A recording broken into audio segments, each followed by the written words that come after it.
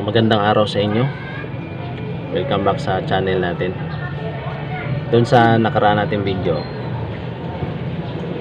pinag-uusapan natin yung unang paraan kung paano makatipid.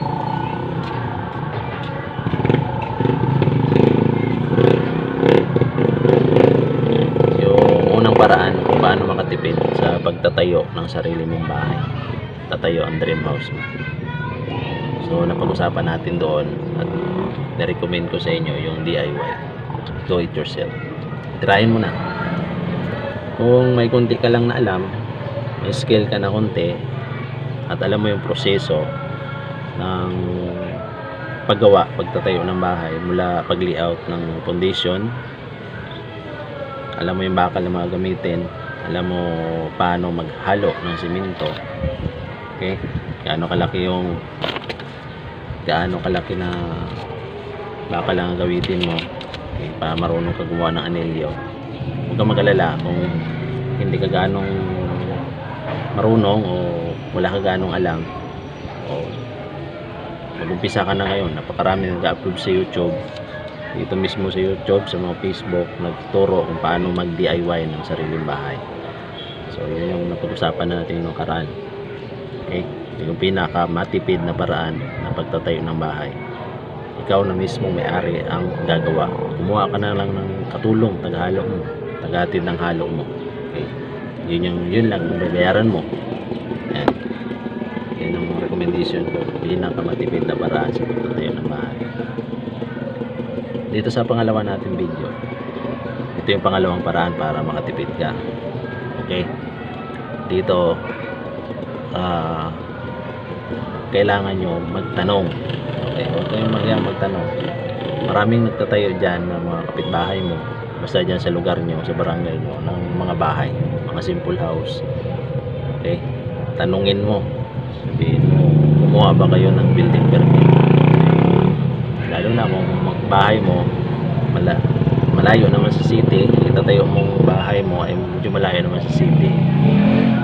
Tulad dito sa amin, tulad dito sa DIY ko rin na sarili kong bahay, no need na yung building permit niya. Ibig sabihin niya, hindi mo na kailangan yung mga architect, mga engineer. So kung wala ka pang idea kung gaano kalaki ang itatayo na mo na bahay, wala ka pang floor plan, huwag kang mag-alala. Napakaraming nag-upload sa Facebook, sa YouTube, at kumpleto pa ang ilan dyan. May floor plan na, may electrical plan pa, marami dyan. So pwede mo yon i-revise. Ang payo ko lang, kumuha ka lang idea, hindi mo talaga gayahin. Pero kung nagustuhan mo ang makita mong plano, pwede mong gayahin. Pero kung medyo may konti kang baguhin, pwede mong baguhin. Ito lang yung plano ko bago mo simulan yung pagtatayo mo ng sarili mong bahay. Bago mo simulan, siguraduhin mo muna yung floor plan mo para hindi pa ulit-ulit, kasi mahirap yan mahirap yan habang ginagawa mo yung bahay mo. Maraming naglalaro sa isip mo na babaguhin, so paulit-ulit yan. Kailangan i-sureball mo na yung floor plan mo bago mo simulan. Okay, ito pa yung dapat mo i-sureball. Yung dapat mo siguraduhin, ito dapat mo siguraduhin to, yung electrical mo. Okay, kung walang electrical plan, yung floor plan mo, pwede mong gawan yan kung saan mo gusto ilagay yung ilaw. Actually yung mga switch automatic yan sa pinto, yan nasa pinto yan, at ang taas ng mga switch na yan is 140 cm. Okay, 140 cm sa mga pinto yan. Kaya pwede na ikaw gumawa niyan. Okay, kung hindi ka marunong mag-wiring, building wiring, alam niya ng mga foreman. Okay, kung kumuha ka ng mga gumagawa, kahit mga mason, alam nila yan. Nasabihin mo, may ilaw ako dyan, dito may switch, lalagyan agad nila ng abang na tubo. Yung switch mo, yung saksakan mo, yung outlet mo, lalagyan niya. Pag tinuro mo na ito yung plano ng electrical dyan, alam na nila yan. Lalagyan nila ng abang na tubo yan, ng flexible hose.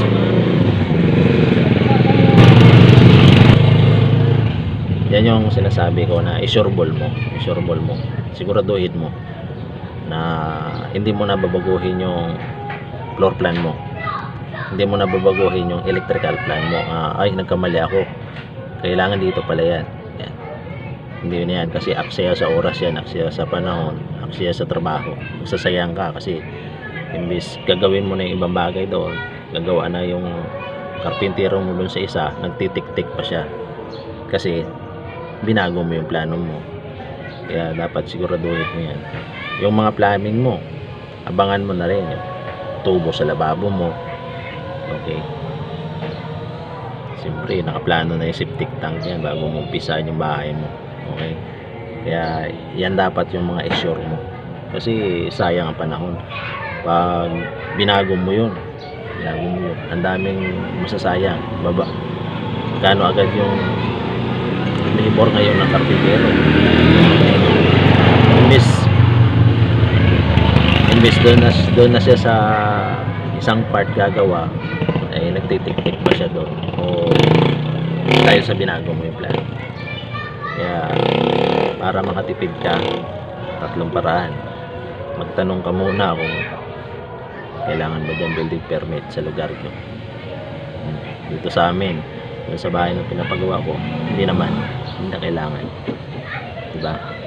Kahit dito nga sa Banwa namin, mga city, basta simple house ang ginagawa ng 2 palapag o ng 3 palapag, hindi na kailangan. Kaya nunid ka lang mga ilangan ng mga architect, mga engineer. Kaya yan, tipid ka dyan. Pangalawa, sureball mo yung plano mo, floor plan mo, electrical plan mo, plumbing mo. Okay, ikaw na mismo gagawa yan, recommend ko. Tipid niyan, sureball mo bago start mo ang construction mo. Okay,